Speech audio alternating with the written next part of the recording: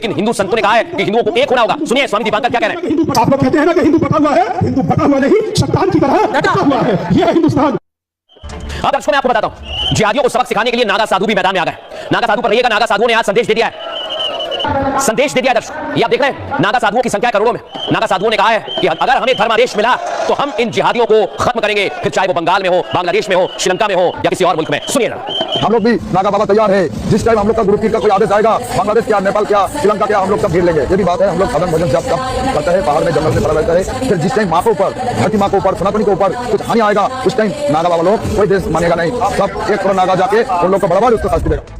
सुनिए दर्शकों, आप नागा साधुओं ने कह दिया है कि अगर हमें आदेश मिला तो हम इनको सबक सिखाएंगे। लेकिन इतना ही नहीं, कई धर्मगुरु मैदान में आ गए। हिंदुओं पर जारी अत्याचार के खिलाफ संत भी सड़कों पर आ गए। संतों ने हिंदुओं के समर्थन में आवाज बुलंद करनी शुरू कर दी। हिंदू युवक की हत्या पर स्वामी दीपांकर ने कहा, दीपू चंद्र दास की हत्या 21वीं सदी को शर्मसार करती है। हम चुप नहीं रह सकते, सरकार को संज्ञान लेना चाहिए। स्वामी दीपांकर ने कहा, हिंदू होना गुनाह नहीं हो सकता है। वहीं कथावाचक देवकीनंदन ठाकुर ने भी गुस्सा जाहिर किया, कहा कि एक हिंदू को जीवित जलाकर मार दिया गया और उस पर किसी ने कुछ नहीं कहा। जानते हो खून क्यों नहीं खोला? क्योंकि वो मेरे घर का नहीं था, आपके घर का नहीं था। अगर सनातनी मां का दूध पिया है तो बांग्लादेश हो, बांग्लादेशियों को काम मत देना। लेकिन सबसे बड़ा बयान तो संघ प्रमुख मोहन भागवत ने दर्शकों आज दिया। संघ प्रमुख ने कहा कि वहां हिंदुओं को एकजुट होना होगा और दुनिया भर के हिंदुओं को उनकी मदद की जरूरत है, इसलिए आगे आना होगा। और आज मोहन भागवत ने जो संदेश दिया है वो एकता का संदेश है दर्शकों, एकजुट रहने का है। सुना रहा हूं आपको। हिंदुओं की दुर्दशा कब समाप्त होगी? वहां माइनॉरिटी है एकदम, वहां जरा कठिन है। फिर भी जो मैक्सिमम बचाव हो सकता है उसके लिए वहां के हिंदू को इकट्ठा रहना पड़ेगा और दुनिया भर के हिंदुओं को अपनी मर्यादा में रहकर उनकी कितनी मदद कर सकते हैं, जो और जितनी कर सकते हैं उतनी सब करनी पड़ेगी, हमको भी करनी पड़ेगी। एक संत हिंदू समाज अगर खड़ा होता है तो बंगाल में परिस्थिति बदलने के लिए कोई समय लगेगा। सुनिए दर्शकों आपने मोहन भागवत, लेकिन आज हिंदू संतों में भी आक्रोश, सनातनी संत भी आक्रोशित होकर क्या कह रहे हैं, सुनिए। क्या सनातन हिंदुओं को ये लोग इस प्रकार ही मारते रहेंगे? इनकी मानसिकता इतनी खराब है कि ये चाहते हैं कि पूरे हिंदुस्तान में इस्लाम का शासन हो। इसलिए मोदी जी आपसे भी हमारी हाथ जोड़ के प्रार्थना है कि इनकी जनसंख्या पर भी रोक लगा दिया है।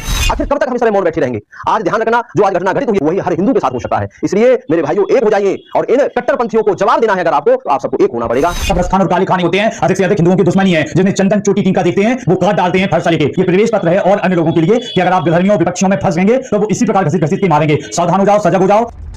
अब दर्शकों मैं आपको बताने वाला हूं, ये बांग्लादेशी जिहादी सिर्फ और सिर्फ भारत और हिंदुओं से ही नफरत करते हैं। उसका सबूत बार-बार वहां से सामने आ रहा है। भारतीय उच्चायोग पर कैसे हमले किए जाए, कट्टरपंथियों ने पत्थर करा दिए दर्शकों। अब दर्शकों मैं आपको बताने वाला हूं कैसे भारत शहर लोगों में गुस्सा है। आप भी घर पर बैठे लेकिन इन तस्वीरों को देखकर 3 दिन से आप भी गुस्से में जरूर होंगे दर्शकों, क्योंकि ऐसा ही हुआ है बांग्लादेश में हिंदू के साथ। बांग्लादेशी जिहादियों के खिलाफ अब हिंदू नामबंद हो गए। देख रहे हैं आप, शहर प्रदर्शन हो रहा है। दिल्ली से असम तक बांग्लादेशियों के खिलाफ प्रदर्शन किया जा रहा है। कुछ जगह पर तो हिंदू संगठन बांग्लादेश बॉर्डर तक पहुंच गए। आक्रोशित हिंदू कह रहे हैं खुद सुधर जाओ नहीं तो हम सुधार देंगे।